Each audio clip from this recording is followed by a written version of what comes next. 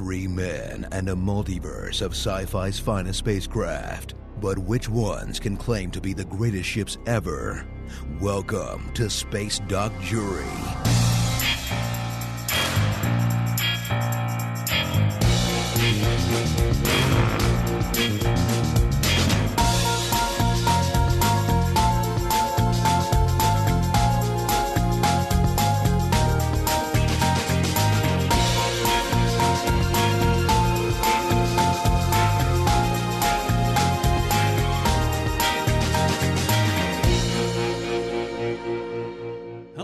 Welcome to Space Doc Jury episode 13. I'm Lee, and I'm bringing the LV-426 derelict spaceship, aka the engineered juggernaut from Prometheus, an Alien. I'm Peter, and I'm bringing the Necron cairn ship from Warhammer 40k. And I'm Andy, and I'm bringing the ISG Ishimura from Dead Space 1 and Dead Space 2. Aha, yes. So there you go, ladies and gentlemen. Welcome to Space Spooky Doctor. special. Yes, it's a spooky special. Yeah, it's a Scooby-Doo special. Which spaceships do you not want to be in? It's almost a mini-sode in itself, isn't it, really? Oh, it almost is. And we'll probably revisit at some point and offer up a list of ships of which we don't want to go there. Yeah, don't want to be in here forever. I want to go home. So, anyway, yes. So we've got spooky spaceships. So I've got my derelict and the Ishimura and the Ken. I mean, I think this is going to be one of those episodes where it's either going to be really high scoring or really low scoring, and a lot of people going, I've got no frame of reference.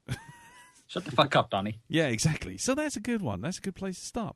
So, but before we do that, obviously we have to do our top 10. So, shall I do the top 10 this week, gentlemen? Yeah, you may as well. I don't think it's changed in the last 4 weeks. Well, actually, it changed after the episode 10, didn't it? So okay, so in the last 3 episodes. Yes. So, let's start with our top 10. So, at number 10, we have the USS Excelsior, the Flying Slipper at 55. Then above that, at number 9, we have the Deradex Warbird with 56. At number 8, still hanging in there, is the Sovereign, the Reaper from Mass Effect with 56 as well. And then above that is the spidery black thing of death, which is the Shadow Battle Crab from Babylon 5 with 57 points. At number 6, with 57 points also, is the Normandy SR-1 from Mass Effect. Then, at number 5, we are into the top 5, which remains unchanged because we have, at number 5, the USS Dustbuster, the Defiant with 60 points, the SSD Executor with 62 points at 4, at number 3, the Battlestar Pegasus, still hanging in there since very early episodes with 64 points. Then we have the Borg Cube at number 2 with 67 points, and finally at number 1, the massive Cathedral Dildo Snowplow of Doom, the Vengeful Spirit Gloriana with 69 points. A 40k ship. It is. And now we go live to Lee for the latest Slaanesh report. What's new on the Slaanesh report? The Slaanesh report. Actually, funny enough, I thanks to you loaning me a book, I actually have been looking into Warhammer stuff recently. I got the Horus Heresy from Mr. Palacides, and then I suddenly thought, oh, Slaanesh, I might look that up. Oh no, I should not have looked that up again. No, burn the computer. Just, one thing I don't get is, and this is looking on the wiki, because I have had a look on the wiki just to kind of catch myself up with some of this stuff. What I don't get with the Slaanesh is there's no description ever in any of the wikis that I've seen that says these creatures run around with nipples with which are eyes. Yet somehow all the artwork seems to think that that's a thing. Funnily enough, with Warhammer, you often find it's a case where the art has led the story. Because they do have some fantastic concept artists working at Games Workshop, or certainly they used to. I don't know if they still are there. And you often find that, these are guys, comic artists, or just artists who do album covers and stuff like that, would indulge themselves, as it were. And they draw the demons, as they were. And then later on, authors have got to come along and go, okay, so we need to kind of find an excuse for why this exists. Yeah, what is this all about?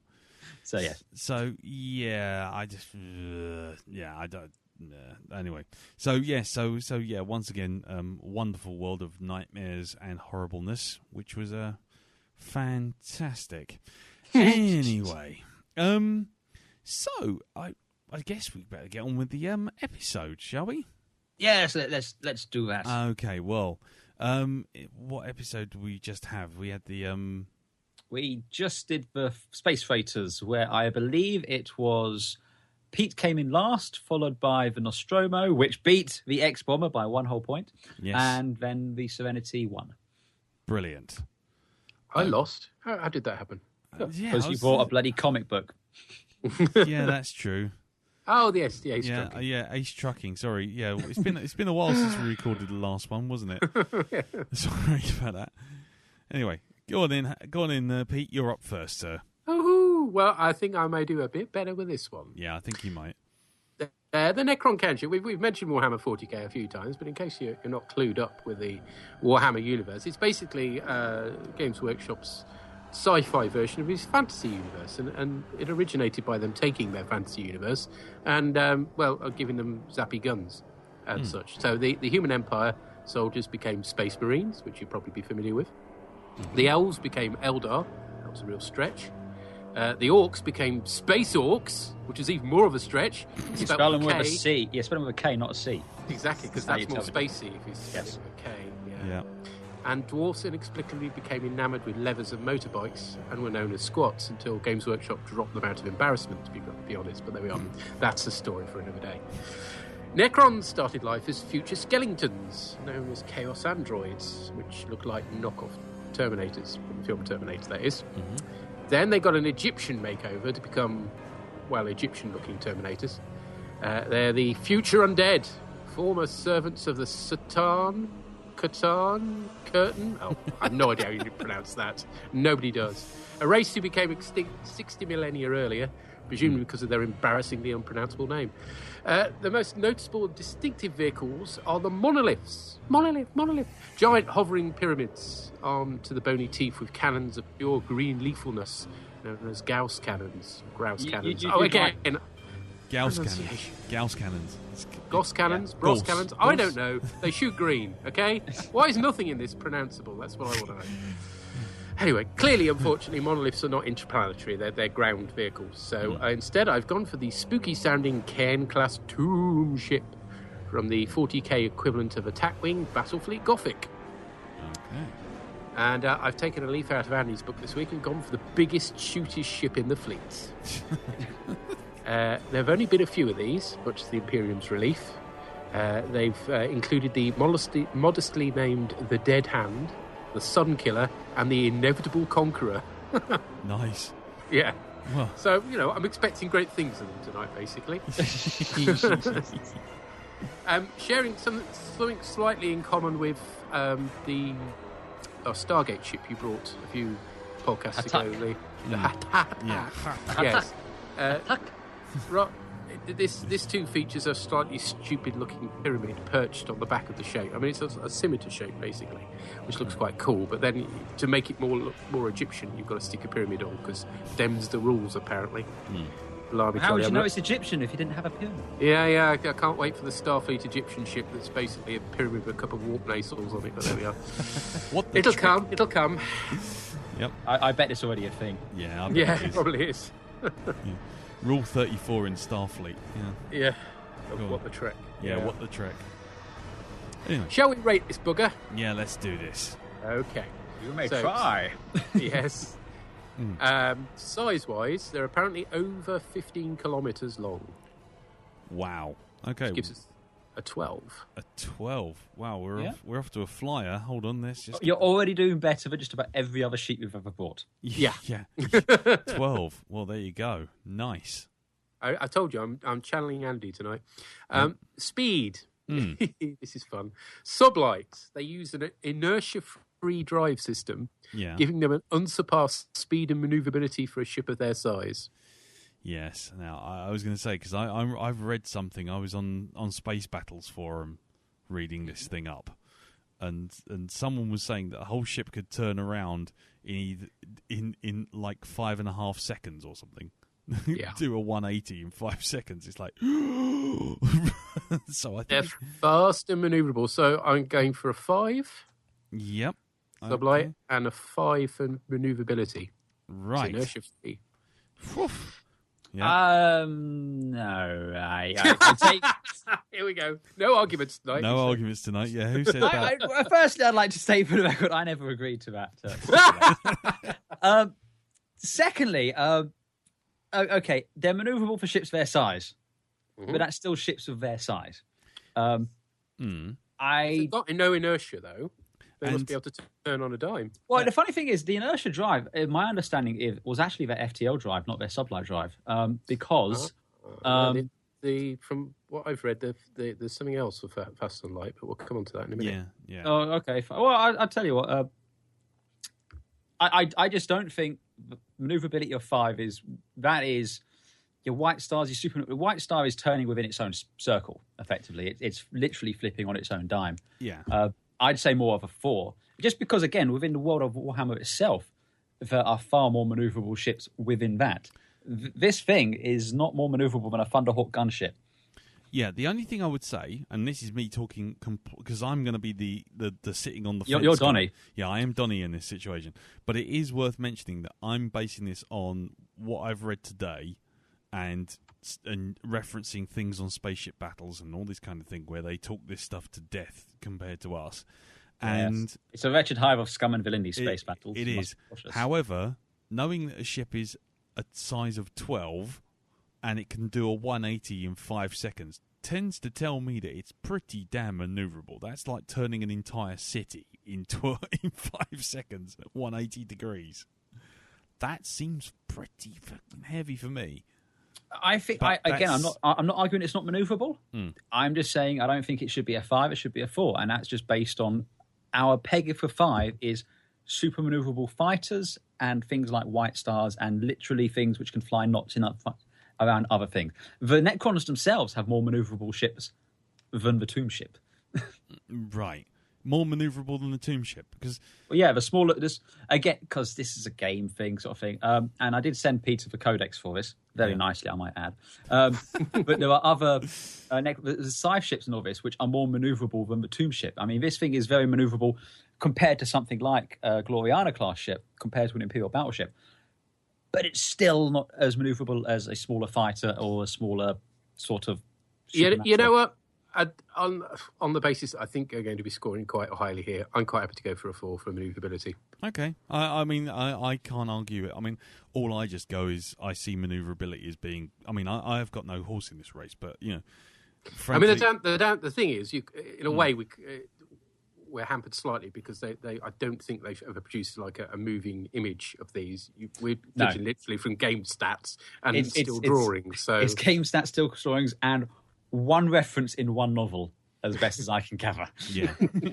No, but as far as I can tell, I mean, if someone was to say to me something that's 12 kilometres long has just done a complete 180 in 5 seconds, I would say that was fairly manoeuvrable. But again, that's purely without knowing anything else to go round it. So, but I mean, just to take up Andy's point, I mean, yes, it's very manoeuvrable for its size, but clearly a ship that's a fraction of that size, and they do have much smaller ships, are therefore logically, just by virtue of the fact they're smaller and therefore turning circles smaller, it's going to be more manoeuvrable, isn't it? So I think 4's that's fair. Okay, fair enough. I mean, I'm not arguing it. The lower points you get, the more chance I have of the derelict even scoring underneath Button Moon. But there you go.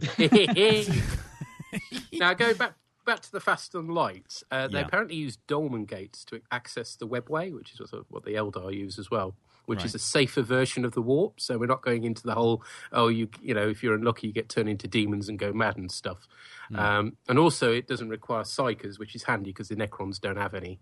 So I think we're talking jump gates for this, which is 3. Which would sit in line with the Gloriana, so that makes perfect sense. Yeah. There you go. Oh, well, I'm going to ask this purely for my own gratification, but what is your source for that? That's off the 40k wiki. Okay, so you play Warhammer, don't you? Yep. And you know how the Eldar operate. They will effectively warp onto a planet through the webway gates. Now, my understanding of the Necrons is that the dolmen gates are a version of that, which allows them to travel. They can get their ground troops and their monoliths to just randomly appear on a planet outside of whatever else, you know, without needing ships or any of that sort of support. I don't think their Starfleet ships travel in that method for 2 reasons. One is it's the stone gates are planet-based, generally speaking, webway gates, effectively. And the other one is in the Gothic codexes, which I sent over to you, the only notes they have for the ships is the inertialess drive.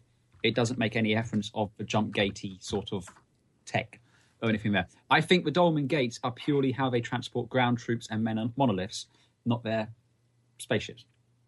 What I would love to do at this point is say, well, it references such and such a fact to prove what it's saying on the 40k wiki. But guess what?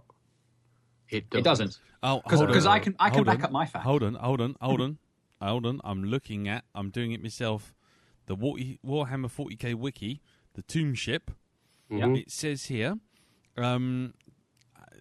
tomb ships, like all Necron spacecraft, primarily rely upon the use of dolmen gates to serve as portals into the webway, which allow them to cross. If it's on the wiki, I will not question it. But there you go. That's fine. I will obviously doff my cap to the people who wrote the wiki. Who obviously, I say it would be really helpful if on the wiki they told you where they got that from, but they don't. No, but I'm using my impartiality in this subject matter. Evidently, I'm on a different wiki to you guys because I'm looking on the Lexicanum wiki. This is Warhammer40k.wikia.com. Yeah. Okay, because hold on, I'll send in. Yeah, send me the link over. You show me yours, I'll show you mine. Yeah. Who misses? Because again, all I'm saying, and I'm honestly, give them the 3 points. That's fine. I'm just saying, for my own self-gratification here, is I have the actual rules from the game in front of me, and they don't say anything. Bear in mind, the rules from the game are out of date because they talk about the Necron tier, which they've. Well, it's because they stopped doing the game when they started changing the rules. Yeah. Well, there you go. I think we've all learned a very important lesson here. Yes. Use the right wiki. Which is, use the right wiki. Use the wiki that gives you the biggest scores. Yeah. Oh, absolutely. Yeah. Yeah. And today I shall be reading from the Wiki LJM Medcalf Graphics Wiki, which tells me that the derelict is able to destroy everything in the universe with a sneeze. With a single button press, and is populated by 100 million people and is 20,000 miles long. Oh, thank you. Powder dry. Oh, powder sorry. dry. Anyway, so shall we get on to firepower? Yeah, can we do that? Yes, firepower. It's got numerous grouse cannon, or whatever they call it. Gauss. Solar-powered lightning arcs. Ooh, sounds important.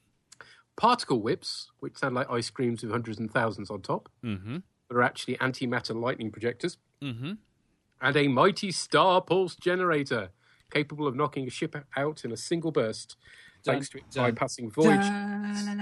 Oh, yeah. Right. So we're looking at least 10 here, folks. Wow. Yeah, you are. You're looking at a 10 for an instant one-shot capital ship moment. I think that's fair. There's nothing else he's going to add to that. Fair, yeah. So that's a 10 for firepower. Okay. Bloody hellfire. Here we go. Defense. Go on in. The hulls are made of sentient metal.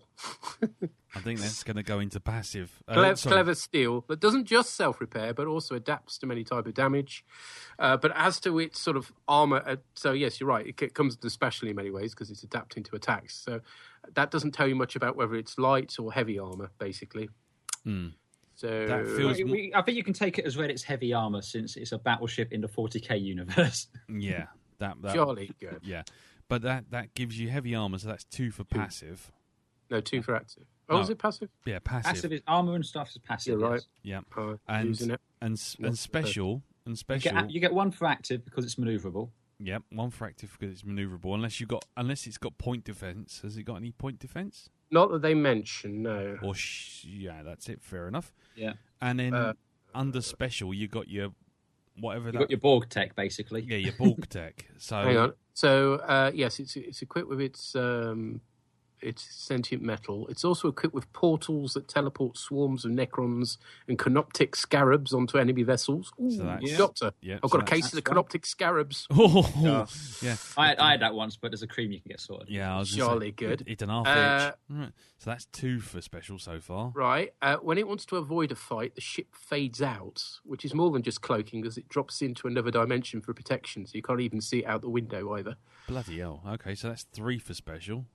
And all Necrons are equipped with null field matrices, which render them invulnerable to psychic attack. Right. Okay, that's 4 for special. Woohoo! Bloody hellfire. Right, okay. So, just to recap, because I got ever so confused there. Passive, we were giving it 2 for heavy shields. And active, we were giving it 1. Okay. Actually, no, passive should be 3, sorry, because it's heavy shields. Heavy armor. Heavy armor, sorry. Okay. Because the first is none, then the second one's tinfoil, and then it's low grade, and then the 3 is heavy. No, heavy is 2, shit shields are 3. Oh, sorry, my mistake. It's very heavy armor is 3. Yeah, okay, fair enough. Cool. Let's not overdo it. No, let's not over-egg the pudding. I think you're on a hiding to the. You're on a path to. You're striking a path to the top 10 easily. Yeah, I think. Yes, it's looking good. It's looking good. Okay, well, it was because then when we hit crew, flight crew unknown, but it's not likely to be that many due to the fact that they're equipped with a hive mind, basically. So they're a Borg. It's Borgy. Yeah. So in terms of the actual active crew operating the ship, you could either go for 1 for unknown, or if you want to do a best guess, at most there's going to be 100 involved in it, but I don't know. Okay. I can't imagine a ship of 12k long is going to be a small ship of running by one bloke. You've got to bear in mind that the ships are, again, like the Borg. The Necrons are effectively robots, an AI, if you will. Yeah. So it can be a case of the ship can almost do the Cylon thing, where the ship can effectively fly itself. The problem is, I don't think we know. I don't think there's any reference to that at all. I think we've got to go for 1 for unknown, because none of the stats tell us anything. Yeah, I think so too. Just because, again, if it was even if there was one image showing the interior where you can get a sense of it, then fine. But there's nothing at all. It's pure speculation. Yeah, I was going to say I'm literally trying to Google up the numbers, and there's nothing. So believe me, I have looked. And there's a lot of websites complaining that they don't know the numbers. So we'll have to give that a 1, I think. Just because it's unknown, right? So it's going to have crew, but we don't know how many. Skill-wise, again, we've mentioned the Borg here. We've got a hive mind which uses what's called nodal command, which makes them relentless but rather slow to develop imaginative plans. We gave, I think, the Borg 3, but I'd suggest processed. Yeah, I'd suggest giving these ancient minds behind the Necrons 2. Okay, I've got no reference, so I'm just going to take it as read. So yeah, I'm happy to give them 2, but again, they're not. They're the keep walking towards it and hopefully drown it out in numbers. Exactly. Persuasion. Yeah, there's no great skill involved in them, to be honest. They're just overwhelm you by force of numbers and their technology. So yeah. Okay. So here we go. This is going to be interesting. Realisation. Yes, it is, isn't it? Some argument over this, possibly. What did I go for realisation? Well, we're assessing a model here for the most part. There's not been a great amount of art produced for this, sadly, unlike the Gloriana, where you can find loads of pictures. So this is a tad difficult. And rather like the Hatak, the design is let down by the clumsy inclusion of a pyramid. Balancing precariously. How else would you know it's Egyptian? Just put some hieroglyphics on it, for heaven's sake. Yeah. The best I can ask for is a 3, but I'm looking at the model. And the one thing I will say is I'm looking at the model, and I'm looking at some designs for artwork for books and stuff, and the model looks like that. So I don't know how that equates to swaying any votes, but 3 sounds about right. Because there's artwork and then there's models, and the models look like the artwork, but which one brings which one in? Which came first, and so the realisation, I guess, is. I honestly think the artwork. Honestly, the model came first, and I think the artwork kind of followed after the fact. Well, to be fair, GW always do illustrations before they produce the model, so there would have been some art. Whether it was that artwork, of course, is another matter. But I was going to say there's tons of it all over the place. So. Yeah, I don't know. I mean, I think a 3 is just for an average, because you can't say it's bad. On the basis I'm going to ask for nothing for interior, since I have yet to find an image of the interior. Yeah, that's fair enough. I mean, again, I'm only basing it on the fact that I'm looking at artwork, then the models that basically represented it, and to me, that's like, well, if the artwork and the models match up and everything looks good, then it's kind of an average. I will say just this, and I will let Lee make the final decision, right? Yeah. I would be more inclined to give it a 2 based on, with the Necrons, if you do a quick Google at the Necrons, things like their monoliths, they have, a unique kind of look and design style. It's this very kind of greeny sort of looking thing. If you take that pyramid off of this ship, nothing to me says Necron at all about it. It's well, it does seems... top down. It does look like it's a, what do you call it, shape, a C. Yeah, but more like a. Do I mean a scimitar? Am I making sense on that one? Yeah, you are. It's like it's like a curve. which is a common sort of Egyptian shape. Yeah, but all I'm saying is compared to profile, then it just looks like a line with a pyramid on top. I'm just saying, if you look at Imperial ships, you look at Eldar ships, you look at Orc ships, compared to their ground vehicles and their troops, there is a much more similar lineage to them. But I mean, that's partly because, of course, they've done far more. I mean, we're looking at something that's barely developed. Like I said, I'll let Lee make the final choice. I'd say 2, you say 3. Lee has literally the final call in this one. Yeah, I mean, it really comes down to just how I interpret the idea of representation, because it's realization. Because as far as I'm concerned, if you've got a model and the model looks like the artwork, then that's good realization. But if which one was first, and so which one represents which, and I've got no reference to anything else that accompanies it, so I would have just said 3 and just called it a flat average. But okay, because there's nothing there to make me go no. And I'm looking at another image now, right this second, which I might share if I can find it. Oh, I've just fucking closed it like an idiot. But basically, it's all the other Necron ships, and they've all got that little C curvy thing in there, so it's got a design lineage. But I don't know. I'm happy to give it a 3. Like I said, thank you. There you go. He's got his 3s happy. He's got his 3s happy. So interior 0 because they've never bothered. Yeah, again, I'm not seeing anything. And science is 1, away with the pharaohs, as far as I'm concerned. Away with the pharaohs, I like it. Nice. I'd almost give you a point for that. But yeah you're right. Okay, cool factor. Cool factor. Well, I'm going to deduct a point for the stupid pyramid balancing on the back, but otherwise I think it's quite a cool ship, certainly not just in terms of design, but in terms of it's the way the various bizarre ornaments it comes with. So I'm going to go for a 3. Okay, so that's 3 so far. And Andy? I'm going to give this a 1 because I hate the Necrons and I hate their ships. They are. Do you remember when we played Attack Wing with Pete and Anne-Marie? Yes. And they had all these sneaky kind of rules, which, like they can move sideways and can do this and do that. Yeah. That's Necrons in a fucking nutshell. They fucking piss me the fuck off. And they're so lazy. It's like, again, ooh, they're space mummies, but look like Terminators. And it's just, fuck off. Okay, so that's 4 so far. Yeah. How much can I give it? Up to 3? Up to 3. Yeah. You can give it up to 3. I mean, looking at it, there's bits of it I like.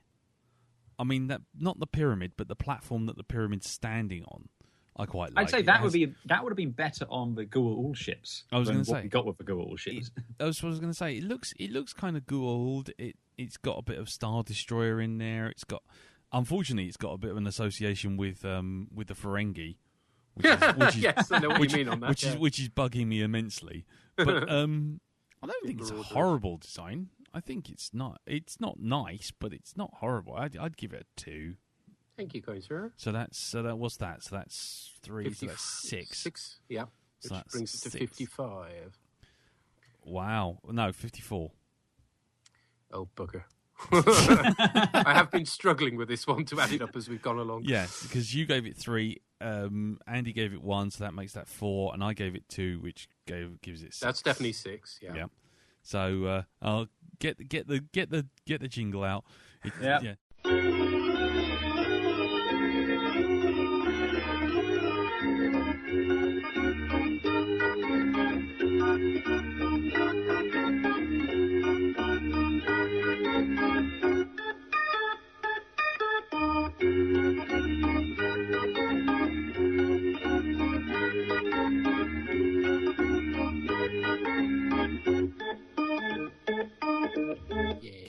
total of 54.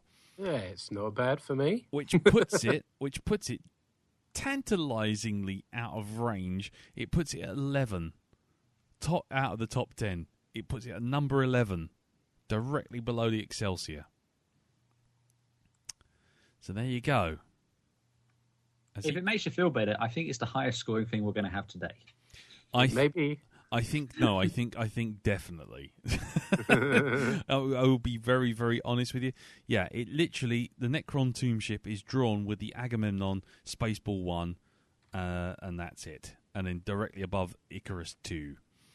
So there you go. So you did really well for a ship that basically I had no... Like you said, there is no interior on that at all. Yeah. You did far better than I thought you'd do, so I applaud you, sir. Yeah, I was going to say one decent appearance of the interior, and you would have been sailing further up that chart, I think. Well, anyway, so there you go. So that is the Necron tomb ship, yes, sitting there with 54 points. So let's move on. Well done there, Pete. So let's move on. So who wants to go next? Me or you, Andy? I don't mind. I think you're up now, sir. I knew. Get your derelicts out of the way. Let's just get this fucking thing out of the way. Okay, right, fine. This is going to be listed under thought it was a good idea at the time. It seemed like a good idea at the time. It certainly is, yeah. Right, okay, so the alien derelict, a.k.a. the engineer Juggernaut from Prometheus, but the alien derelict in Alien. Juggernaut? Does that mean it was a lorry? Yeah, they referred to it during filming as the Juggernaut. Okay. Don't ask me. But anyway, I will describe it as described in the Alien novelization, Chapter 4. It was a ship, relatively intact, and it was more alien than anything anyone had ever imagined possible. Dallas could not have labelled it gruesome, but it was definitely disturbing in a way hard technology should not have been. Lines of the massive derelict were clean yet unnatural, imbuing the entire design with unsettling abnormality. Yes, the derelict on LV-426, also codenamed Origin in the original filming script, is also known as the Alien Derelict, and also referred to as a Juggernaut-type engineer spacecraft, thanks to the shit that was Prometheus, was discovered in 2122, with a warning signal being broadcast from it, which was detected by Weyland-Yutani and then subsequently the US CSS Nostromo. Unfortunately, they found something in there they shouldn't have done. The derelict was thought to have been destroyed in 2179 when an atmosphere processing plant at Hadley's Hope exploded, but in fact we found out that maybe it might not have done, but I'll leave it there. The derelict is a large asymmetrical wishbone-shaped craft with a thickened central section between two horns. The prongs measured 161 metres in length, and the starboard prong is actually 174 metres in length. The craft itself is 116 metres wide and 61 metres between the starboard and port prongs, according to official historical records. The prongs appear to bend upwards, although this could be an effect of the way the craft was lying on the moon's surface. On the one side, near the ground level, the ship had three large openings, which looked very, very vaginal. It is also one of the openings that the Nostromo crew of Dallas, Lambert, and Kane enter as part of their investigation into the warning signal. The entry flaps. Yes, into the labia inside the ship. Touch the sides and win a prize. You could tell this was a Geiger design, couldn't you? Yeah, not half. The exact nature of the opening's original intentions is unclear, though Kane theorised that they were in fact airlocks in the novelisation. The interior of the derelict resembles something more like a living organism than a space-going vessel, with the walls and vaulted ceilings seemingly made out of bone, and many organic shapes and structures in its passageway. Indeed, big on mist. Exactly, big on lasers from the 1970s. Yes. Kane also suggested that the ship looked like it had been grown. It's unclear how many crew members the ship actually requires. However, it was revealed in Prometheus that the ship could be flown by a single engineer in a organically fused chair in the center of the ship, which in typical oh god, we've overdone it fashion of cinema, basically reduced in size by almost 50% between Alien and Prometheus. But I did think they looked a little smaller in Prometheus, yeah. Very, very much so. Cheat. Yes, cheat. very much so.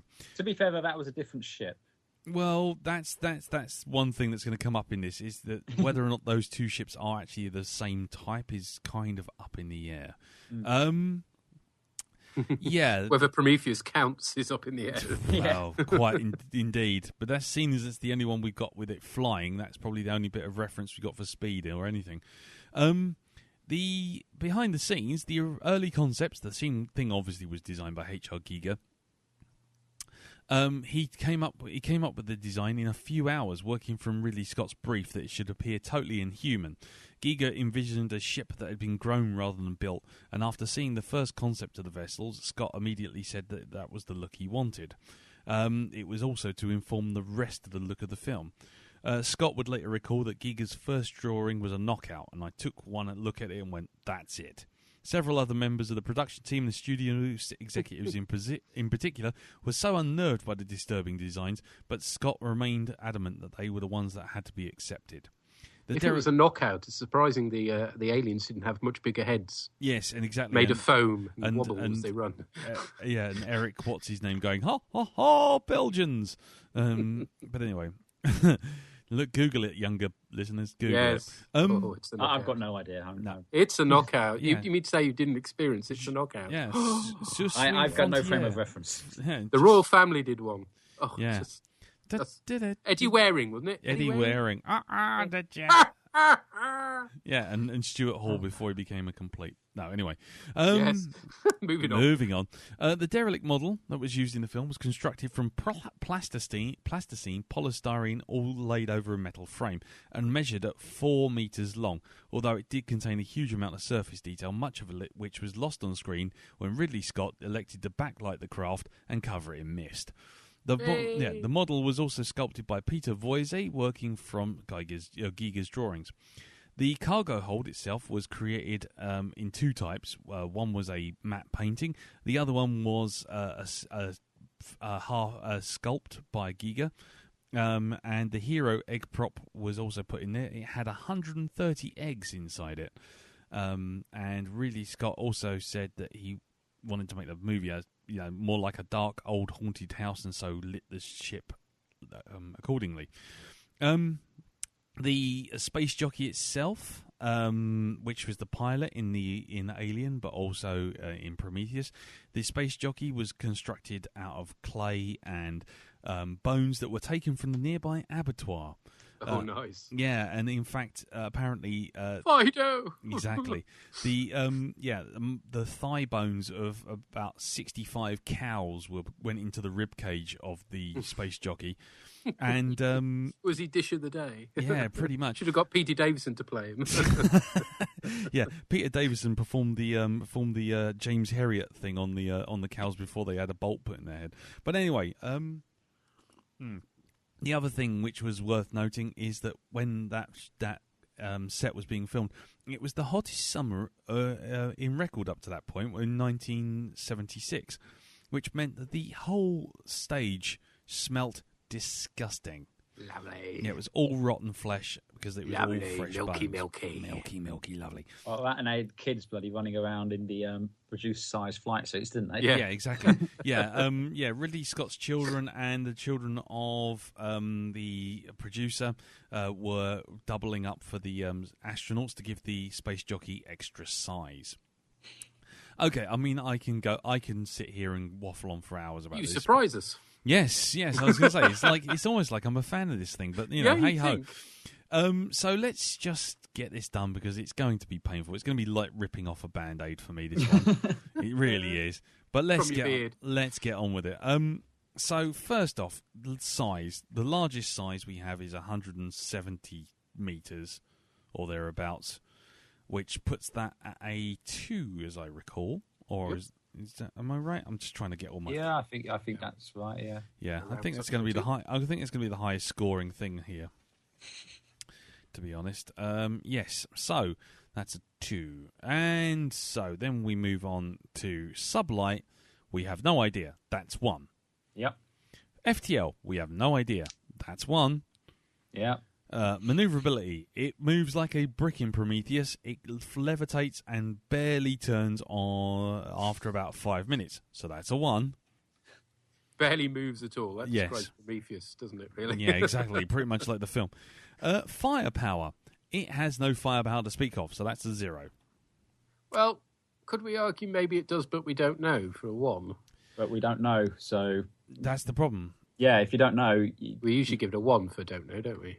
Except with firepower, where because we have a 0 option. Where ships can have nothing. Yeah. Yeah. We always default... When we don't know, it's the lowest possible we can give it, so... Harsh, but there we are. Yeah. Active defense, none at all.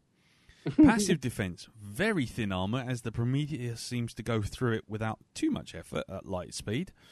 So does it go through it, or does it impact on the... It goes right through the bloody thing. It literally smashes a hole in the side, which, surprisingly, the engineer manages But it's still kind of maintained... I think you can argue heavy armor in that it didn't... Because that was a ship jumping to light speed at that point. There was a lot of energy there. Yeah. And it still keeps enough structure to roll...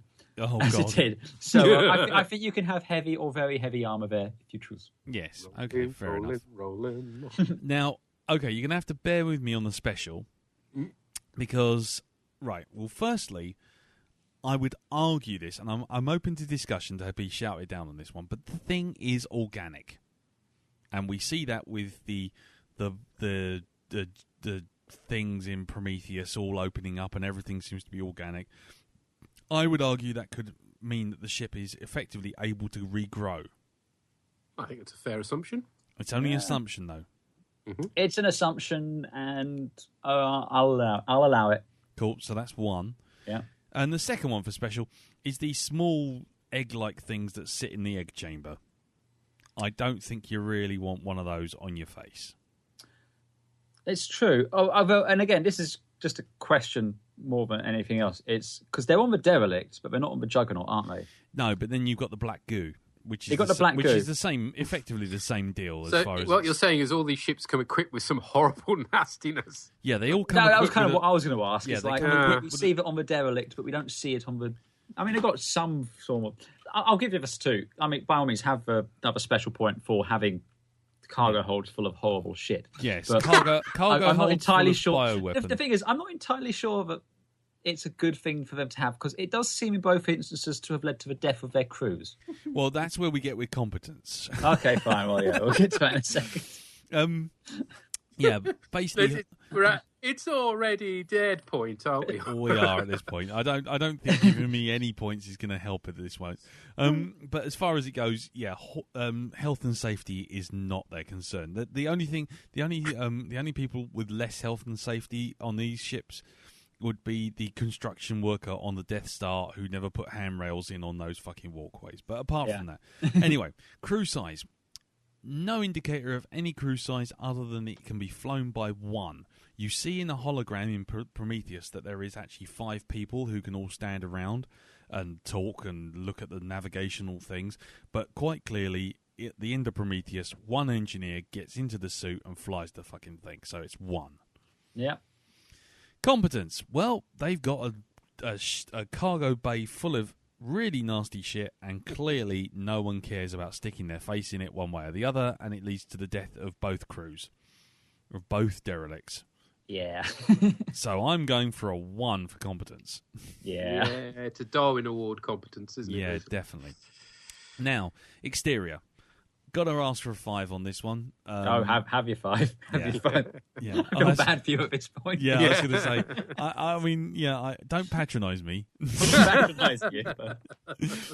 But I'm not going to do my usual game of bait and Lee. I'm like, you can have your 5. It's fine. I'm already dead. Just give me a fucking 5. Right, interior. Now, this one could be a problem because either the derelict is a different ship, in which case I'm about to lose half my score, or the derelict and the juggernaut are the same, in which case the interior is all fucked up either way, because in Prometheus the interior seems to be part of the curly-whirly temple that the whole ship is in, which means that you don't really know where the ship starts and the curly-whirly temple ends. Right. And the second thing is, in Alien, when you see the egg chamber is clearly bigger than 100 meters. Because Kane is, let's assume he's 2 meters tall, he's basically a pinprick against that fucking egg chamber that zooms off over the horizon. Either way, it's either the derelict, in which case it's wrong because of the internal size, or it's the Prometheus, in which case you have no idea where the thing starts and ends. Well, question: where did you get the size of a derelict from? Because I've always thought it was much bigger than that. Derelict. No, I got the derelict from the Alien wiki, which has got references to the model and the scale model from the the Martin Bauer website and from the Alien Blu-ray. Okay, because again, it's always I've always thought that was meant to be a massive. I've always thought that ship was meant to be a lot bigger than the Nostromo was. Yeah, and especially when you see them walking up to it. I mean, I always got the feeling it was kind of like the size of a sort of tower block. Mm. But somebody fucked up, didn't they? Someone did dumb fuck up, but then considering how the scale changes between the space jockey and the space the astronauts from the Nostromo, because like you see them really tiny because they're kids. And then when you see Dallas up against its head, it's clearly the head's about like the size of a football instead of the size of a bus, which is kind of what it looks like to start with. So the scale's all over the shop. Dude, you've ruined Alien for me. I know. How could you manage to do that? Well, I'm just to be a fan, you've got to love it and hate it at the same time. You've got to understand its weaknesses. So I'm just looking. Oh wait, no, I see where you're. Scott, I'm looking on the wiki here, and it says that the port prong is 160 meters and the starboard prong is 170 meters. Yeah, but I'm guessing that's the length of those, not them connecting together to make. That's right. Yeah. I still think it's a fantastic interior set. Yeah, I think the scaling issue is more a cinematic device than something I think it's worth. Look, if you want 5 for the interiorization, that might be pushing it, but maybe a 4. Yeah, I mean, I was thinking that, but then I know how many arguments all three of us have had at one point or another about how things fit inside other things when it comes to interior, and there is no way. Where's the bridge? Well, the bridge. Well, we see the bridge. We see the bloke sitting in the thing with a hole in his chest. Yeah, but where is it? That is the bridge. It's right in the centre. Oh, it's in the centre, is it? Okay. Yeah. All I would say with that is, because it's a one-time thing, it doesn't change repeatedly. I have less of an issue with it. I have much more of an issue when you see ships and their interior scale is changing repeatedly, if that makes sense. So I'm happy to give you 4. If you want 4, I'm happy to give you that. Mm. I'm acknowledging there's a scaling issue. If it wasn't a scaling issue, I'd give you a 5. There's a scaling issue, so you get a point off for that. Okay, Pete, what do you think? Yeah, that sounds... I mean, just in terms of... It looks really good. I mean, as you say, setting aside the scale issue, otherwise it looks fantastic. So okay. I'm sending you just a link to an artist realization of the egg chamber just because I was looking for an image of it. But just so you can see, the little tiny arrow that's on the far right, that would be Kane. And then look at that egg chamber and tell me, how big is that thing? It's really too big. It's big. Yeah, it goes way off. I think, though, I don't think this is so much an issue with the interior, so much as the person who pulled the sizing of the numbers out of their ass for the size of exterior got that wrong. Because, like you said, when they approached the ship, both in the film and in Alien Isolation, it definitely strikes me as being much bigger than what they're saying there. Yeah, but they're basing it on the scale that they were working to with the exterior model.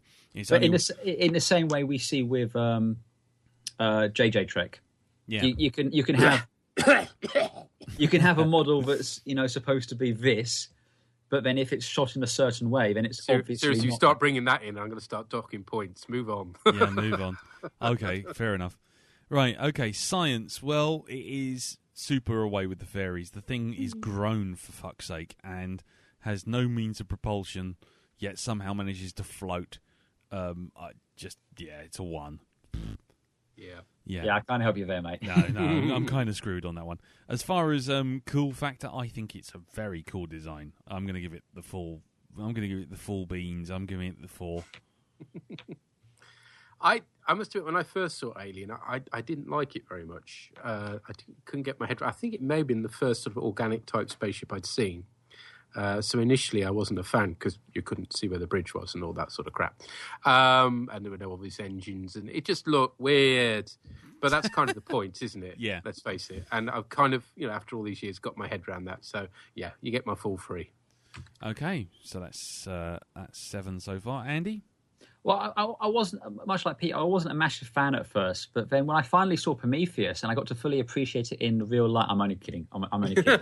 You can have your 3, mate. I like it. It's fine. There was a moment there I was sitting there thinking, okay, I'm just take a deep breath. You're going to get the points. You're going to get the points. Just oh man, that's how desperate I was for the points. So okay, I couldn't do it with a straight face, but yeah, I love the ship. I think it's really cool, and yeah. Okay. I really like the interior. I mean, for me, one of the most disappointing things with Prometheus was I'd always loved the sight of a space jockey sitting there, and you always wondered, what's his story? And I love the fact you never knew what his story was. It was just completely alien. It's something so removed that it made no sense. You had no frame of reference for anything.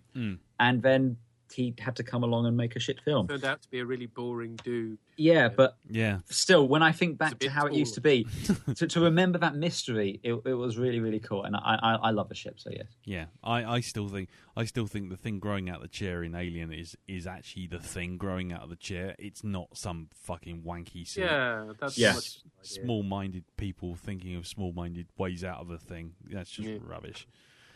Okay, well there you go. Well, despite what I thought would have been a complete rollover, it came good at the end. So the LV-426 Derelict, aka the Juggernaut, actually came in with 30 points. Yeah, it's not bad. That's what it's ahead of the Speedo Ghost, the Dalek Saucer, the ID4 Mothership. Yeah, you're tied with the Endurance, and it's tied with the oh fuck. You just give me 1 point more or 1 point less. I did that for you last week, mate, with the Nostromo. Yeah, if Pete wants to throw you a bone somewhere. Well, I did actually get it at 31. Did you? How did you manage that? Yes. Oh dear.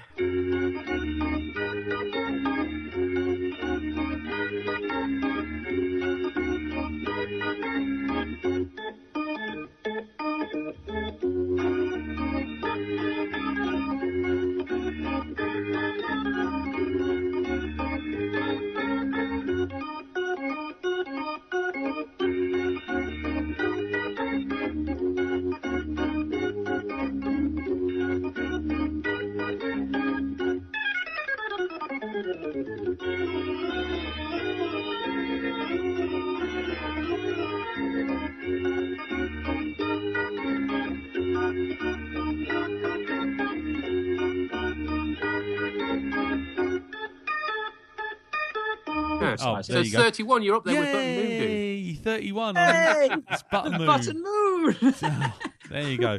Wicked. Well, there you go. I've never been so relieved to have the ship equated to Button Moon. Which shows just how much I hated the Endurance. But there you go. I was going to say, that's more damning on the Endurance than it is on anything else. Right, okay, well, there you go. 31 points. Putting it down where? I mean, God almighty, it's down the bottom. It's right down the bottom. Still, never mind. It's at 43 out of 48. Yes, 43 out of 48. Sorry, out of 47. We haven't done the Ishimura yet, but yes. Out of 44. Out of 44. Remember, there's four. I was going to say the first four. Oh, yeah, the first 3 ones, I think. Yeah. Okay, cool. Well, there you go. So that makes it even worse. So, brilliant. So, that's it. That's the Derelict dealt with. And so now, Andy, time to step up with the USG Ishimura. Okay, the USG Ishimura. She features in the game Dead Space 1 and Dead Space 2. And she's the flagship of a Concordance extraction company. She's a planet cracker ship. And effectively, they're mining ships. So they're meant to crack planets, as the name suggests, and refine the material down and make all those useful things like kettles and park benches and teaspoons that, society needs to get by. Yep. The Ishimura was the first vessel of its size to use for shock point drive for large-scale commercial deep space expeditions. So, isn't that lovely? Yeah. She was built with a caterpillar drive. Absolutely. Yes, for Shelley. Yes. Well, she was built in 2446. Regretting that now. Yeah, I was going to say that was a mistake. Yeah, that really was. The Ishimura was hailed as the saviour of Earth and its colonies, and a symbol of mankind's innovation. Created for mining and smelting entire planets and moons. First ship capable of scan and catch technique for harvesting mineral-rich asteroids using huge gravity tethers. The Ishimura has the ability to lock onto an asteroid and pull them into a massive collection base for smelting. Despite being designed primarily as a mining vessel, she also functions as a medical research lab because, nothing bad can possibly happen there. So she has a dedicated medical wing where extensive research and virology and toxins and genetics were experimented on. Because nothing says... Has the ship's doctor got a German accent by any chance? It's entirely possible. But I was going to say, nothing to me says... This is a safe and healthy environment, having a corporate-run mining ship where they conduct medical experiments on. I can't possibly imagine what could go wrong with Nothing good to well can stop me now. At the beginning of Dead Space, the first game, the ship is 62 years old at this point and is the oldest planet cracker ship in service and still the largest. And they've arrived at the planet Aegis 7. And they found something called the Red Marker. And something you should know about Dead Space, I suppose, is there is a cult, would you say, Lee? Mm-hmm. A cult? Mm-hmm. There's a cult or a religion, whatever you want to call it. Unitologists, I believe they're called. Yep. Who think that finding these markers will help usher in mankind into its next great age, blah, blah, blah, blah, blah, blah, blah. They bring up the marker onto the ship and bad things happen. Very... very bad things happen. If there's one ship that we've covered so far on this cast you definitely don't want to be anywhere near, it's this one. The marker infects... I don't even know the science of this, but the marker infects people and it reanimates corpses and turns them into horrible stabbing, mutilation-y things, which are very hard to kill. And turns other things into like these massive flesh growths all over the hull. It's quite scary and terrifying. Necromorphs, that's the word I've been looking for, yes. Horrible fucking necromorphs. Scary as fuck. Now I'm thinking more from Tony Hawk now, that's you're not far off. Imagine Morph if he was to get one of those alien... He looked inside one of the eggs from the Derelict. And the necromorphs are what's going to come out. Yes. Yeah, spawned from an infection called the Corruption. And the quote about that is... I don't know what the hell this stuff is. It looks like someone threw up their guts all over the wall and it's spreading faster than we can cut it up, which is pretty disgusting in itself. Yeah, it's basically in the first game, another ship, the Killian, I believe it is called, arrives with fearless engineer first class Isaac Clarke, a man of many words and the ability to step on any necromorph gets between him and getting off that ship. Yep. And through various shenanigans, he manages to drop the part of the planet the ship had pulled off and save... well, I don't say save the ship, because the ship's already kind of lost at that point, but save himself. Yes. The ship then later shows up adrift after events that happened there, where she is found by a load of... they're called magpies, but effectively salvers / space pirates, who find this massive abandoned ship full of death. And guess what? Bad things happen there as well. Yeah. If you wouldn't believe. But long story short, one of them manages to survive, and then the Earth government thinks, okay, we've had bad things happen on this ship twice now, but I don't think it's going to happen the third time. So tow the ship to the Sprawl, which is a massive space station around Titan, with a view to refurbish it. Would you believe it? Something bad happens. Who knows? And everyone dies horribly. So yes, I mean, very, very, very clip notes, if you will, but that is largely the story of the Ishimura in Dead Space 1 and 2. Very, very good games, very atmospheric. The first one is the best. But if you like your survival horror, you like your kind of alien sort of system shocky sort of game, definitely worth a punt. And the Ishimura is fucking terrifying. Yes. Yeah. So, for those of you who haven't seen it and haven't bothered Googling it at this point, essentially it's modelled off the general influence of the design is essentially a spine with ribs and a hip bone. It's like that crossed with a spider. Yeah, basically. Yeah. So I guess we better get on rating this bugger. Yeah, let's get on with the whole rating bit of this. Because guess what? Go on. This ship's got some stats. Oh yeah.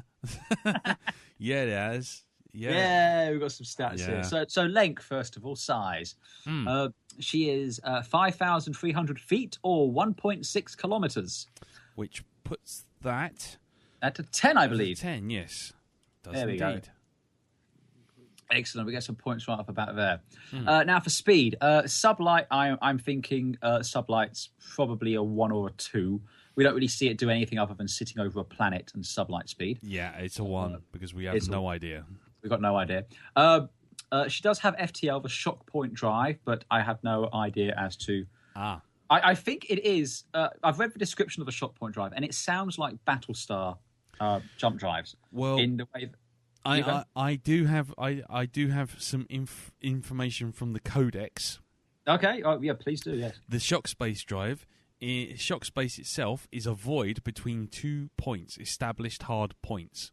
And the ships and shuttles cannot travel through it without a beacon or a coordinate to exact locations at either end. So essentially it's like a jump gate. You shock in and you shock out.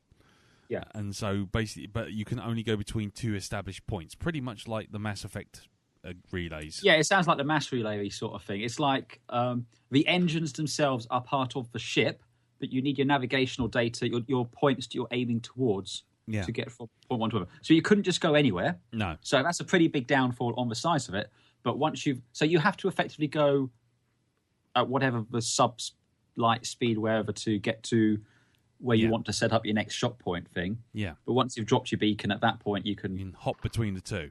Yeah. Using either a shock ring or a shock gate, depending on the size of your ship. Excuse me, a shock ring? A shock ring, indeed. Yeah. Man, you picked the ship, not me. Yeah, well, there you go. I obviously didn't read the codex. There you go. So there's a shock beacon at either end. The shock ring is basically a small version, which is essentially the drive that fires you between 2 points, and a shock gate is a larger sort of basically it's the transmission codes that activate shock rings and fire you from one point to the other. I can't take it seriously calling these things shock rings. Either way, 3 points. Let's move on before we start getting too carried away with that. Yeah. Maneuverability, it's the brickiest of bricks to ever brick to brick. It is as bricky as brick can be, so that's a 1. It is. So firepower now, yeah? Yeah, here it goes. This will be fun. Well, I think we've got to say 13. It's a planet cracker. It cracks planets. It does. It doesn't do it in one shot. It takes a while, but it chews up planets basically. Yeah, I mean, this was, I was going to get to that because we, 14 is Death Star one-shotting a planet, isn't it? Yeah, Death Star is your one-shot. It's like gone, done, and it's gone basically. Yeah. But this 13 is yum yum yum yum. Yeah, this is it's going to chew it up basically. Yeah. It's just I was going to say, what did we put for, of all things, believe it or not, Spaceball 1? What did we put for that? Because that essentially does the same deal of kind of slowly eroding a planet down to its nub. I think we gave that a 13 as well, but I don't have the thing open in front of me. We had it at 12, but I mean, I think 13 probably actually is better because the Ishimura actually lifts like whole continents sizes bits. Well, it does. I mean, the gravity tethers are literally designed to tear a planet apart, whereas Spaceball 1 is sucking the atmosphere out. The planet itself, and it really does suck. Yeah, it really does suck, and we don't want to be equating that. But yeah, I think 13 it is. There's no argument from me. I mean, Pete, I know you're working from no frame of reference here, so feel free to just ask questions. Yes, hurl abuse from the gallery if you wish. I know, I'm just working from what Andy very kindly sent me earlier today, so yeah, that sounds fine to me. It sounds like Andy's nobbling the jury, if you're asking me. I sent him I sent him the link to the Wikipedia, and I sent him a trailer. That was all. And a rolled up bundle of notes in an unmarked envelope. Yeah. Okay. Right, go on. Okay, now for defense, she does have point defense weapons. She's got the ADS, which is the asteroid cannons, whatever you want to call them, which are used to blow up asteroids, and occasionally the stray Earthguard destroyer as it comes too close to you. Yeah, but they're not super powerful. They're literally there for just popping things off in there. Yeah, basically, it's purely a point defense to kind of like when it's operating inside a big asteroid field of its own making, to try and stop it making a huge mess. So there's that. I don't think it's got any shields or anything like that. So I don't think there's anything else on active. I think it's it's definitely heavily armored. Oh, it's definitely got heavy armor. Absolutely, it takes like 3 attempts to kill this bloody thing, and in one of those it involved a planet exploding underneath it. Yeah, but it doesn't actually have energy shields, which is kind of weird. So I think but something like that sitting on top. I think it's planet. very, very. I think we'd probably say a 3. Although it's not shields, though, it's exceptionally heavy armor. It's like, was it the Icarus we said, which it doesn't have an energy shield as such, but the armor's so strong it can stand inside a star. Yeah. Pete, you just what do you think? I mean, I'm willing to go for a 3, but what do you think? No, I go with whatever you say on that front because Well, if a ship is strong enough to stand above a planet when it explodes, that's fairly. it's fairly hefty. That'll do, pig. Pig. Go on in. Okay. Under special, I think I can probably argue 1 in so much as with its massive smelting and factory capability, it can repair any part of itself. Not in the same way the Tomb Ship or the Borg can do, but it has the facilities with which to conduct those repairs. It has a factory to repair itself. Yeah, but that's about it. I don't think there's anything else I can really claim on special. Unless you can think of anything. No. I mean, again, it's a mining ship, so it's got these sort of things in place. No, 1. I think that's it. Really. Yeah. Yep. Now, crew size again. I've got numbers for crew. Mm-hmm. Wow, I know. 1,332. Right, which puts that around a 6. Mm-hmm. Yep. I mean, are there people that are actually operating the ship as opposed to just... It's the crew for the ship, and that's the number I've got. Yeah, the crew is listed as 1,332. Plus, it's got additional crew such as there's additional things. There's like Marines and everything, which are listed as separate. But I was fair enough. That's cool. I was going to say it's. The only thing I would question with this, and this is not, I'm not really arguing about this number because it is a number that it is, but when you look at the crew breakdown, because obviously that 1,332 also includes miners, which don't get listed on this children? breakdown. Bloody hell! Yes, exactly. How inconsiderate of them. Exactly. No, but the actual you mock, but there are actually kids in this game, and they're fucking terrifying. Yeah, familial. It says extension and familial crew, but the thing is, it's got things like clerical. There's 65 people. Colonial, 307. So, clerical. Yeah, clerical people because it is a factory. Yes, but they're separate from. It's you've got the crew, and then you've got. Are we talking clerical officers workers or clerical priests? As in office workers. Oh. Yeah. Although to be fair, a lot of the crew are part of this crazy hokey religion, which leads to their destruction. But I'll get to that when it comes to competence. Yeah. But interestingly, when you break it down like that, actual flying crew that listed in the breakdown is actually 80. Well, that's crew, but A, I don't know if that's just flying crew, and B, this is a mining ship, and I would put that the mining element are part of the running of that ship. Yeah. I think you have a leg to stand on. Yeah, I was going to say, I'm not going to really argue it. It's just the fact that I'm just covering our ass because basically this is broken down on that wiki quite clearly. It's quite broken down, but I don't think that adds up to. Yes, I think it does. Does it? Oh, well, fine then. But 177 technical crew, 145 service, 89 security crew, 69 couple of hairdressers, 69 medical. Then families and extensions are 208. Dude that cleans the bogs. Yeah. Exactly. And then it's got just sort of a vaguely listed other 104. Yeah. But what are those tossers doing? God, kick them out the nearest airlock, I say. Yeah. Oh, don't worry. That would have been a mercy for them, to be honest. Yeah, trust me, you don't really want to be on this ship when shit goes down. I mean, it's like being on the event horizon during Misery Day. You just. I did actually briefly play this game, and by briefly, I literally mean 5 minutes. Around a friend's house, and it was like, nope, checking out. That's way too creepy. Yeah, exactly. It gets, okay, worse. so you at least got to the first monster then. There was some horrible thing in the reception area. Yeah. Which is it's like I said, it is a fantastic game if you like survival horror. It's definitely worth giving a go. Yeah, that's fair enough. Anyway, I just wanted to bring that up anyway, just to cover us, because like I say, there is a breakdown which kind of would suggest that there's only 80 people flying the fucking thing. But again, I don't. That might be the 80 people on the bridge, but I don't want to get into the whole. But the point is, it's not a ship from going from A to B. It's a ship that goes from A to B and then mines B and takes stuff out. So it's a working vessel. It's a working vessel, so it all the function of the ship. Yeah. Plus, you've got the totally non-creepy medical research facility on board. Exactly. Who thinks? Well, we've got this massive oil rig out here. You know what would be really good on here?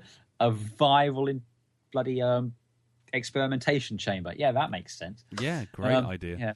I mean, don't leave home without one. Exactly. Yeah. I mean, anyway, just for clarity, even if you took the family number away from the main number, it'd still get a 6 because it's still in the thousands.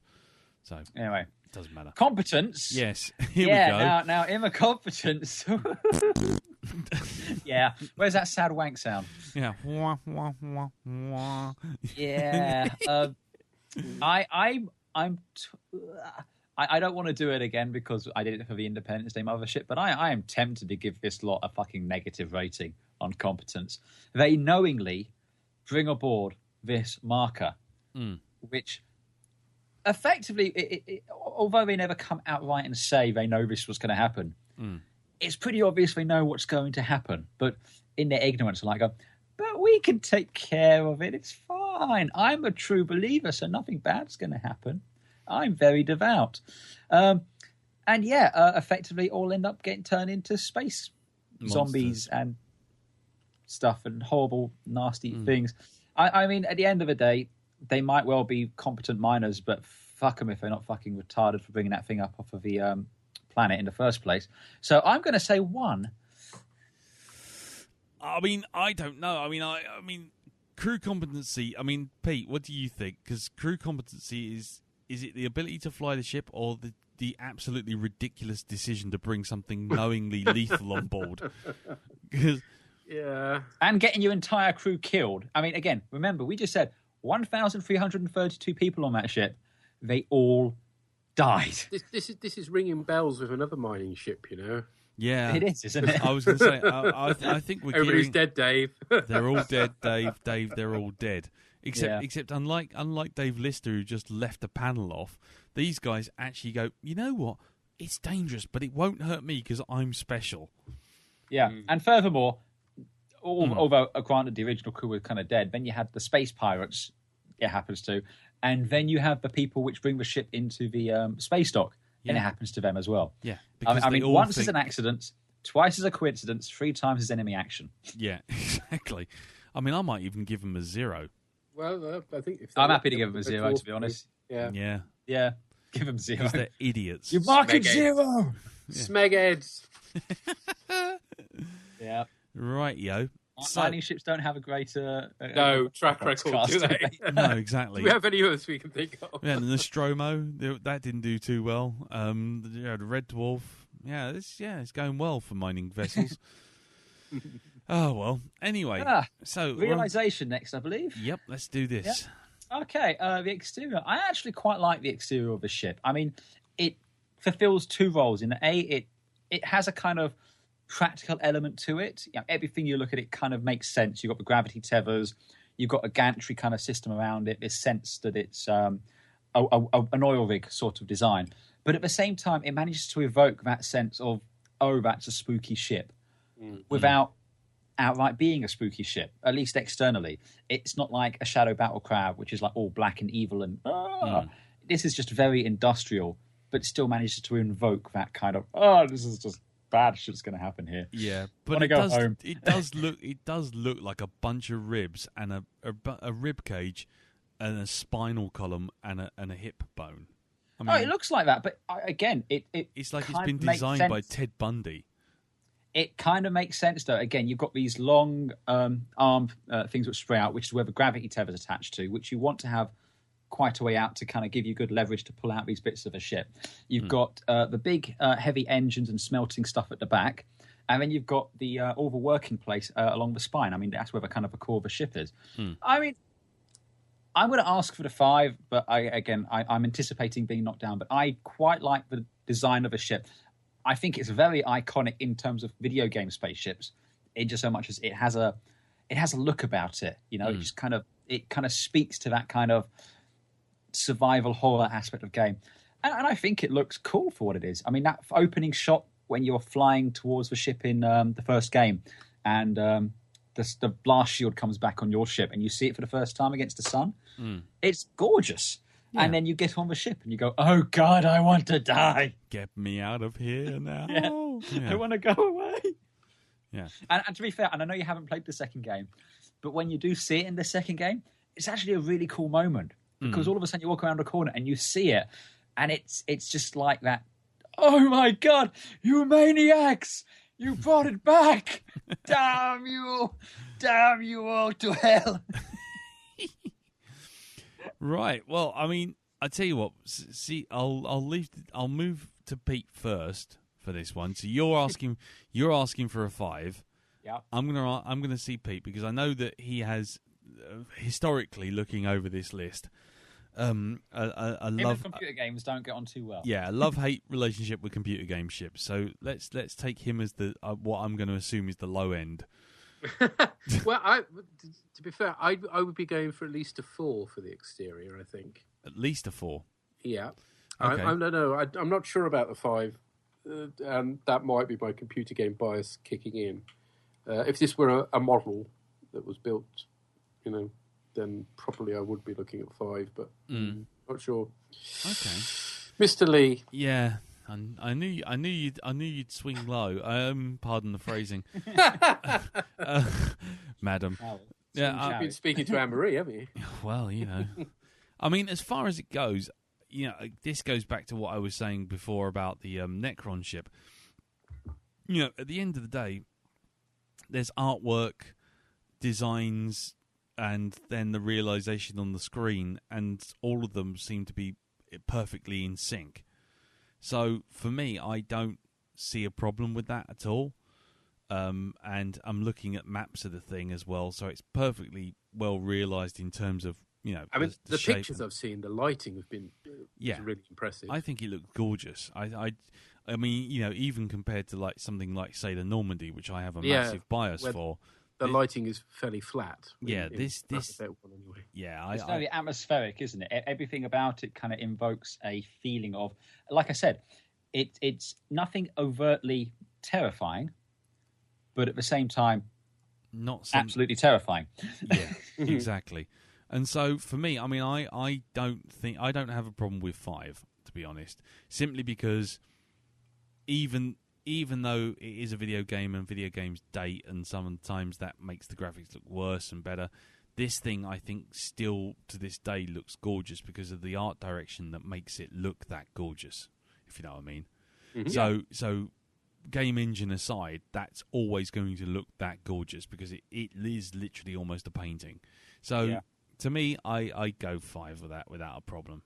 Cool. And if you're saying 4, then I think it's not. It's just as matter of swaying the point. I'm persuadable, so 5's fine. Cool. Okay, now interior. Interior. Okay, so for the realization, again, it's a mining ship. It is a utilitarian one. Getting aside from talking about this as a spaceship for just a second and talking about it as a computer game, the level design of this game was actually really, really good. I love. You got some really great moments in here where you've got some zero gravity effects where you have like these giant bays which they use to move smelted bits of asteroid through, and you have to jump across. And you got the gravity hammer bit, with a giant bit spinning around. There's some fantastic set pieces in the game, and of course your obligatory happy tram to get around the spaceship. You know, the tram alone is awesome. Again, it helps the way you're kind of introduced to the ship. You land firstly in that main docking bay, and you've got the very chirpy ship's computer saying, "Welcome to the USG Ishimura, the largest planet-cracking ship in the fleet. Everything's hunky-dory here." And then very briefly after that, it goes to shit. I absolutely adore the interior of this ship in that sense. It's it's not the Nostromo because it's not a practical, real set or anything like this. But I think there's very heavily influences from the Nostromo in what they've done in that sense of everything kind of makes sense. It all feels like this is a real ship. This all makes sense. Nothing is here just for the sake of, this would make a fun level here. It's all, this is what this room would look like. Now let us work around that. So it's a computer game, so I understand, again, it might get knocked back. But I'm going to ask for the 5 and be prepared to be knocked down. But I think the interior, in the same way the exterior has been very well thought out and realised, applies just as much so. And in Dead Space 2, when you come back to the ship, you revisit some of these areas, but they're in the midst of being refurbished. And I don't know if you ever find this, but when you go back to a section of a game later on, and you get kind of a little nostalgia, kind of go, I remember that, that's kind of cool. It's that sort of a thing as well, which kind of plays into it. Yeah. So, yeah. Okay. Can I ask a question? Yeah, sure. You may. Do you spend 5 minutes in the lift between each level? You do not. Wow, bonus. Hush your mouth, you heathen. You don't spend 5 minutes on a lift. You might spend some time on a tram. Yeah. But you don't spend 5 minutes either. You get on the tram and the screen fades to black and you get a nice little graphic showing you where you were and where you're going to. Oh. And by the way, in the case of the Normandy, now that I've put it on now I'm playing it on the PC and it's working on a hard drive as opposed to off a bloody CD, you find that actually that lift moves at the speed of a proper lift, and so you'll find yourself in and out in like less than a second, which is quite nice. So there you go. As opposed to my Xbox 360 where I went out and made a cup of tea, some toast. Yeah, and then picked up the kids from school. Can I just say one other bit very quickly just about the interior? Yeah. I kind of love the posters you get on the ship because, again, it's supposed to be this... It's a working ship. But again, you have these posters like not quite propaganda, but like only you can prevent accidents. Usually with a massive blood splatter going across it, which I think is hilarious. Usually with a handprint or a drill 0 days since last dismemberment. Exactly. Yeah, I mean, as far as it goes, I mean, I think from a perspective of how it fits inside the ship. I mean, because we haven't really done any of the Halo ships yet, and as we will soon discover with that, the fucking interior and the exterior are almost in a completely different dimension. They make the TARDIS. They give a TARDIS a run for the money on those. Yeah, exactly on the way it fits. But as far as the Ishimura is concerned, I think maybe it's my alien bias or whatever, but it does feel like it works and it does look like it works, and elements of the ship fit in the maps. You can see it all fits, and so I don't have a problem with giving it a 5. However, if Pete thinks 4 because of the fact that anything can be made in a video game. No, because I do understand that it takes a lot of effort to produce something. I'm just saying because I know that you're coming at it from a point of having no horse in the race kind of thing. You just from the clips, what was in the YouTube that Andy sent me, it all looked quite spivvy, if scary. So I'm quite happy to go with a 5. Yeah, cool. 5 it is then. Thank you, sir. Right, science. Let's have fun with this one. Oh, yeah. I'm just going to hedge my bets here and go with a 3. And I'm open to the argument here, but it's not quite a way with the fairies in so much as things like artificial gravity are explained on this ship. It has these massive centrifuges there which do that. The gravity tethers, it's technology far beyond what we have, but it kind of makes sense. You know, it's not like a Death Star laser blowing something up. It's like we're grabbing onto this thing and literally tearing it up. But at the same point, we don't have shock space drives. We don't have gravity tethers. No. And I would hope that if and or when we get into space, we're going to have the good sense not to put fucking viral contaminate units on our mining ships. Yep. So yeah, I mean, there's nothing massively away with the fairies, but at the same time, there's a few bits in there which make you go, it's not quite I mean, the one science bit that sticks out to me, and I don't know if this acts as a counter to all of these, is the fact that you're picking up something off of a planet. You're essentially coring a planet. So you can have gravity tethers all you fucking like, but the point is you're still lifting up a mass equal to your ship, or possibly much, much, much greater. Oh, it's far, far greater. I actually found it does have specs on that on the thing. Where was it? But you're sitting in orbit of the planet, and you're lifting up half the planet, so you're adjusting basically the mass of the planet, therefore its gravity, and also in its orbit. I'm not in any way arguing that makes sense whatsoever. And that's why, again, I'm saying the ship itself. It's not organic-y or anything like that. It makes sense for where does the artificial gravity comes from. It makes allowances for things. If you go outside in this ship, there's no sound. Well, muffled sound, but it kind of does those sort of aspects of science right. But at the same time, gravity tethers, shock space drives, necromorphs. These are all things which are away with the fairies. So balancing that out, that's why I was going for the 3. Okay, Pete, what do you think? I don't know, between 2 and 3, basically. Yeah.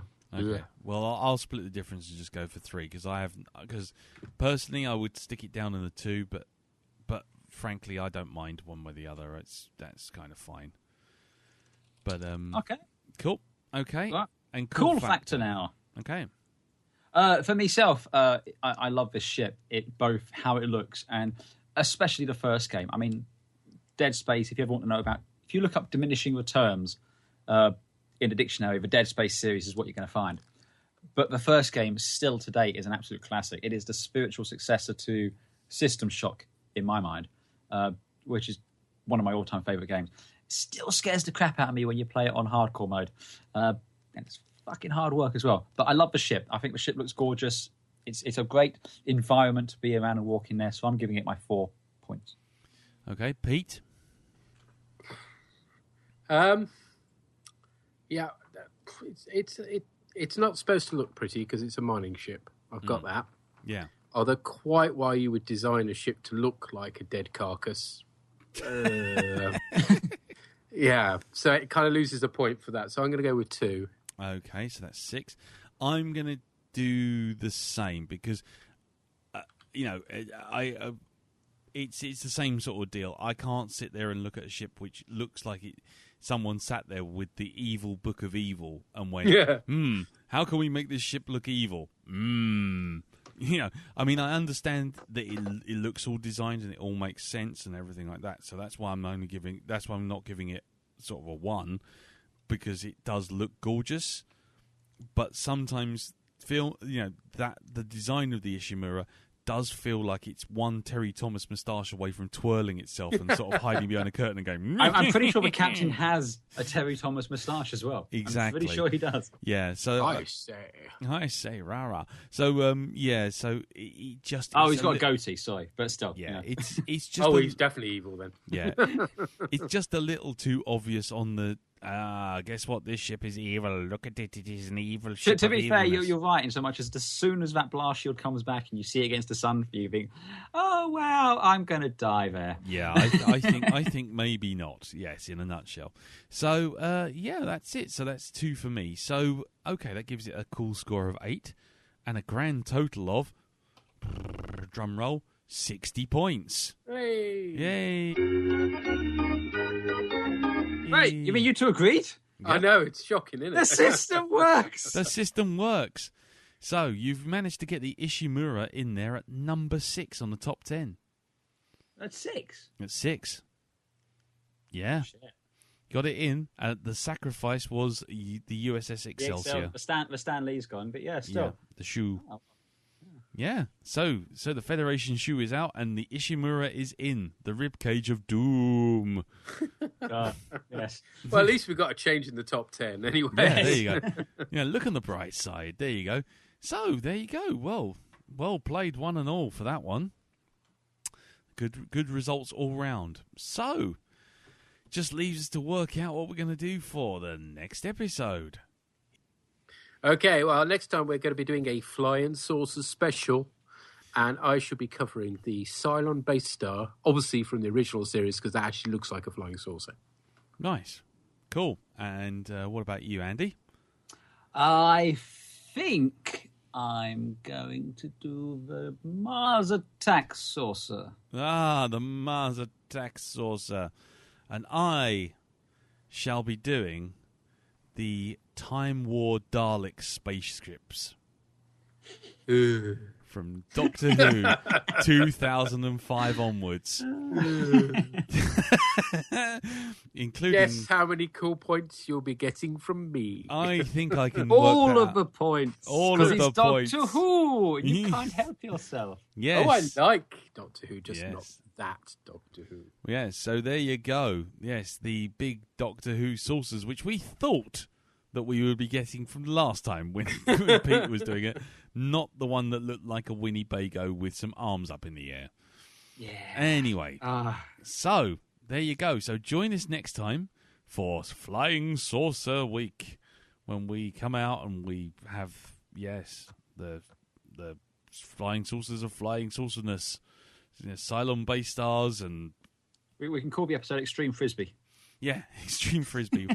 So, yes, until that time, Pete, you just want to throw in where we can hear you next? I expect we'll be hit on the broadcast, which you can find on Geek Planet Online and iTunes. We're covering, at the moment, Deep Space Nine, although we will be shortly backtracking slightly to do some of the Season 1 stuff we missed out. I know, Anne-Marie is really looking forward to that. We've got the introduction of the Ferengi coming up. Nice. That's the last outpost. Oh, my life. Yes. Oh, dear. Why That's what what I I do call this? scary. Yeah, that is bad. Oh, God. Okay, and Andy, obviously, where do we hear you apart from here? I also do the Grand Prix podcast with Elton McManus, which is you can find out at rogue2media.com. And I was also just on the Black Dog doing Hunt for October. Yes, with Bashili over there. Yeah. It was an entertaining episode. Yes, but it'll be about 4 weeks out of date by the time this episode comes out. Yes. Yes, it's an excellent point. But go back and watch the Hunt for October one. It's a good one. It is good. Sure. And as previously mentioned, you can hear me and Andy and Darren and Elton and Jim and everyone else, Uncle Tom Cobley and all, and feedback from Org over there. On the Black Dog podcast, which is the Black Dog, which is blackdog.geekplanetonline.com. Anyway, but enough of that. Join us talking about spaceships on the Facebook group, which is facebook.com/group/spacedocjury. And also, don't forget to join us on Twitter, where you can watch us squabble and try and guess who's tweeting. Guess who's tweeting, in case I don't put in a little square brackets with my initials in it. And, and that's at spacedocjury. So, that's about it. So, until next time, we'll speak to you soon, and we'll see you all for Saucer Month, or Saucer Week. It's not a bloody History Channel, is it? Discovery Channel, Saucer Month. Yeah. So until then, take care. Tatty bye. Cheer bye. Tack tack.